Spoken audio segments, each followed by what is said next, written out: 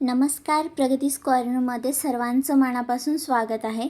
आज आहे DIY सिरीजचा तिसरा दिवस आणि आज आपण बघणार आहोत ही सुंदर अशी राखी। अगदी मार्केटसारखा लुक देणारी ही राखी आहे। चला तर मग बनवायला सुरुवात करूया। तर यासाठी मी घेतला आहे कॉटन थ्रेड, त्यानंतर आपल्याला काही बीड्स लागणार आहेत, एक आपल्याला पॅच लागणार आहे सेंटरमध्ये लावायला। तुमच्याकडे जे काही अवेलेबल असेल त्याचाही तुम्ही यूज करू शकता। आता सुरुवातीला थ्रेड जे आहे त्याला मी सेंटरमधून 2 पार्ट केले आहेत थ्रेडचे। त्यानंतर आपल्याला एक सुई लागणार आहे, एकदम बारीक साईडची सुई घ्या, कारण बीड्स जे असतात छोटे मोठे असतात, काही बीड्सचे होल खूप छोटे असतात, मग ती सुई पास होत नाही त्यातून।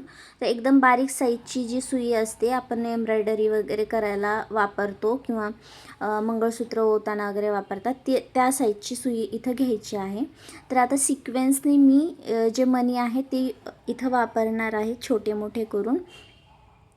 तर सुरुवातीला मी घेतला आहे एकदम बारीक साईजचा मणी, त्यानंतर घेतला आहे चक्री फूल, त्यानंतर घेतला आहे लाल मणी, त्यानंतर त्याच साईजचा चक्री फूल झाल्यानंतर एक छोटा मणी घ्यायचा आहे, त्यानंतर मीडियम साईजचा मणी आणि मोठ्या साईजचा मणी, असं मी इथं ओवून घेतला आहे।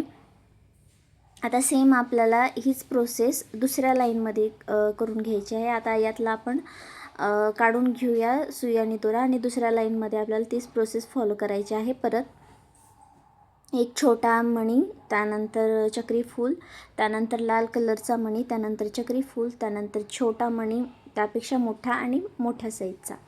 तर या ठिकाणी तुमच्याकडे जे काही अवेलेबल असतील दुसरे मणी वगैरे ते तुम्ही यूज करू शकता। फक्त जे मी सिक्वेन्सनी दाखवते लाईननी त्या पद्धतीने तुम्ही वापरा, म्हणजे व्यवस्थित दिसेल, राखीला लुक पण छान आला पाहिजे त्याचा विचार करून हे लाईननी मी लावते छोटे मोठे मणी करून। हे बघा दुसरी लाईन पण तयार झाली आहे। आता मी इथं वापरणार आहे हा पॅच,